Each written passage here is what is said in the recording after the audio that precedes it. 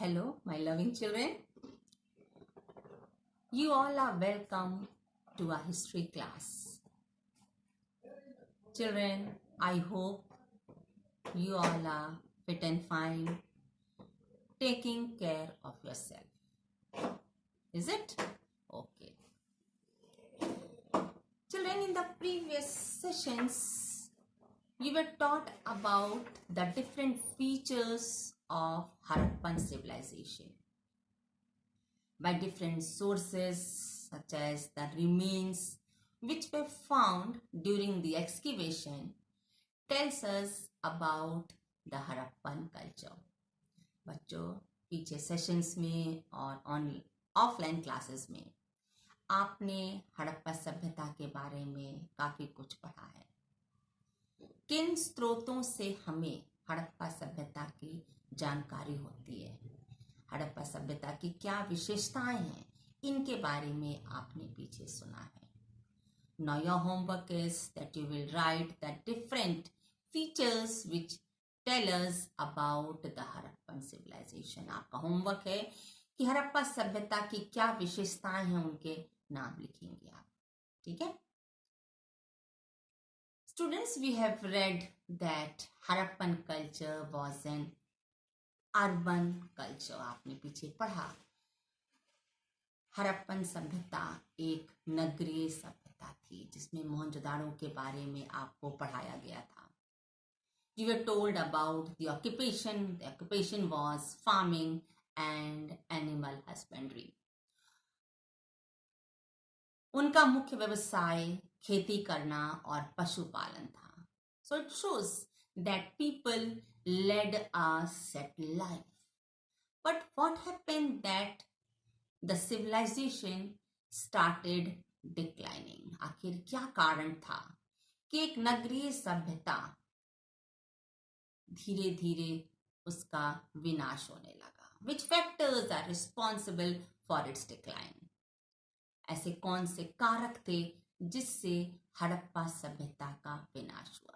With this, we start our today's session, the end of civilization. Harappa सभ्यता का विनाश किन कारणों से हुआ, ये हमारे चर्चा का आज विषय है जो मैंने अलग अलग पॉइंट्स में लिखा है जिसे आपको समझाया जाएगा। Children, according to the evidences found in 1800 BC, the developed Harappan sites such as Cholistan desert, which is also known as Rohi, a developed site of Harappan civilization, the people, they started migrating and they started settling in Gujarat and Haryana and western Uttar Pradesh. कहा जाता है कि चोलिस्तान जो desert है, मरुभूमि है, जिसे रोही के नाम से भी जानते हैं, जो एक डेवलप्ड साइट था, लेकिन धीरे धीरे लोग वहां से किसी अन्य स्थान पर जाकर बसने लगे और वो वहां से जाकर गुजरात, हरियाणा और पश्चिमी उत्तर प्रदेश में बसने लगे, अर्थात इन स्थानों पर आबादी बढ़ने लगी।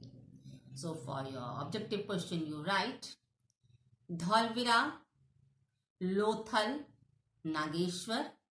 These three Harappan sites are in Gujarat state.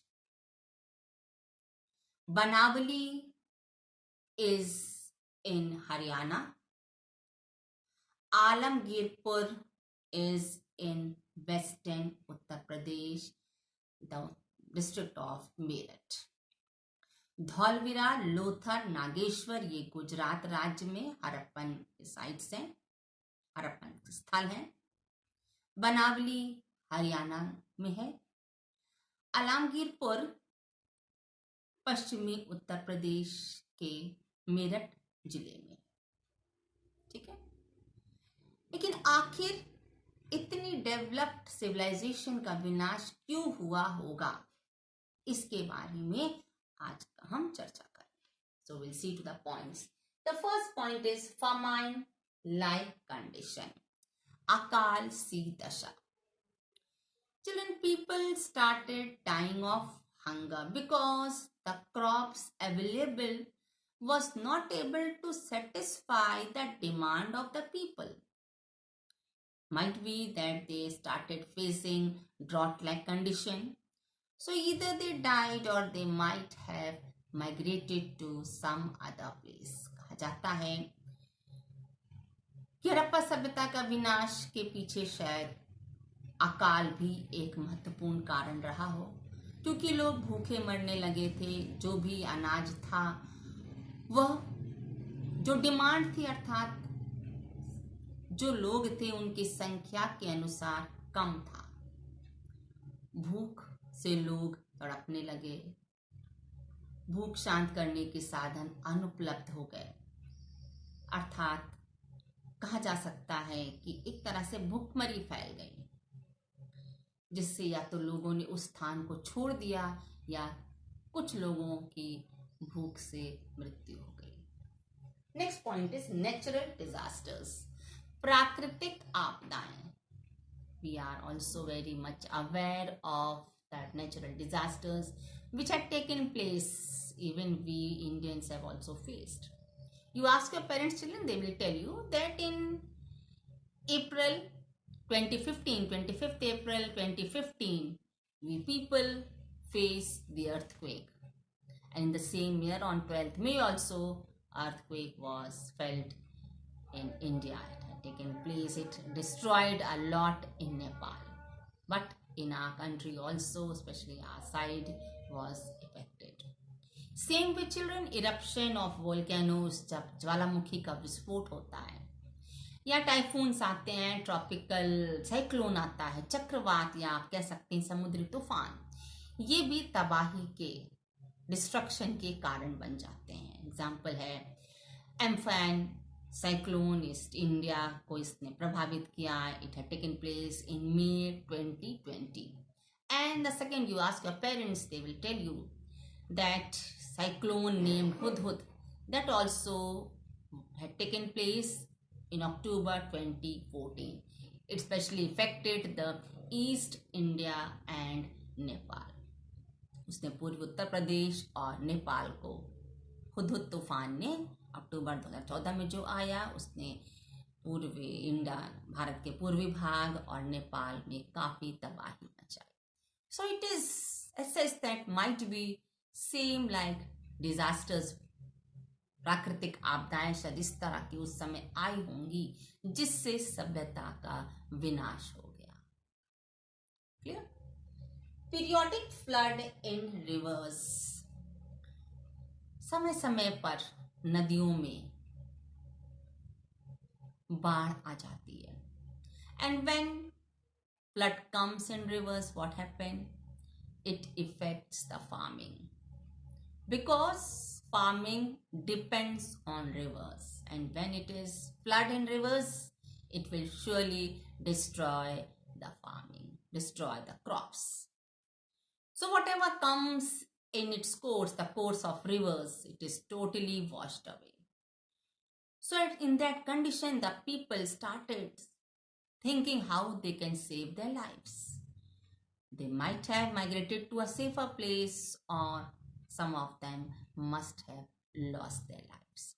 ऐसी स्थिति में जब नदियों में बाढ़ आती है तो उस स्थान पर बसी पूरी आबादी नष्ट हो जाती है। ऐसा ही शायद उस समय भी हुआ होगा, जिससे लोग अपने जान माल की रक्षा करने में यदि सफल हुए होंगे तो अन्यत्र कहीं बस गए होंगे, या उसी नदी के बहाव में उनकी मृत्यु हो गई।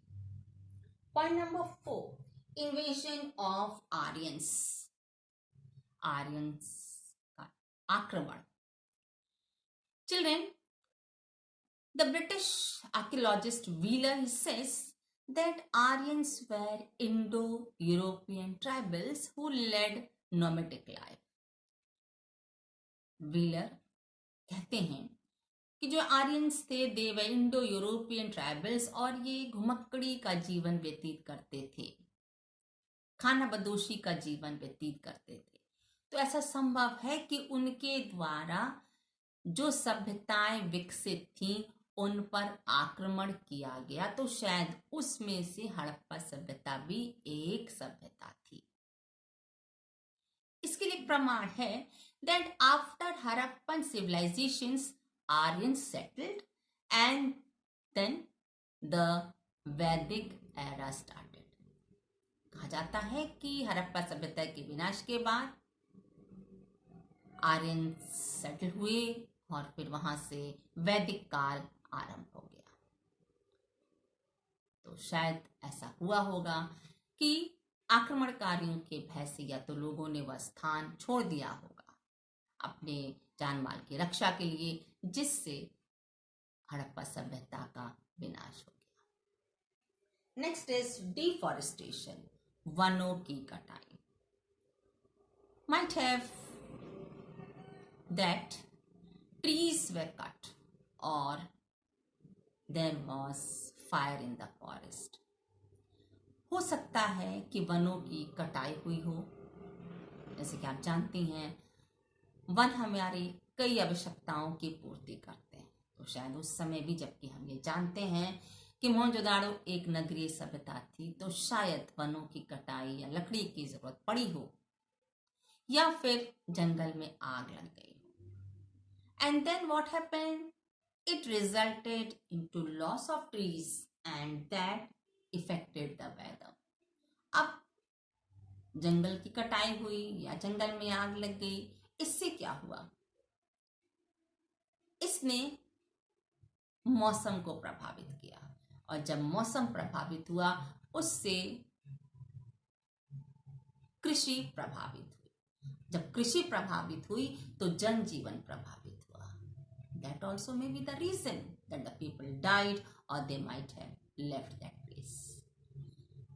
Point number 6, change in the course of river. नदियों के जल प्रवाह में परिवर्तन। ऐसा भी होता है कि जब नदियों के जल प्रवाह में परिवर्तन होता है तो वहां पूर्व में बसी हुई आबादी नष्ट हो जाती है, क्योंकि नदियों के जल से ही खेती की जाती है। वह उनके व्यवसाय का एक मुख्य जरिया होता है।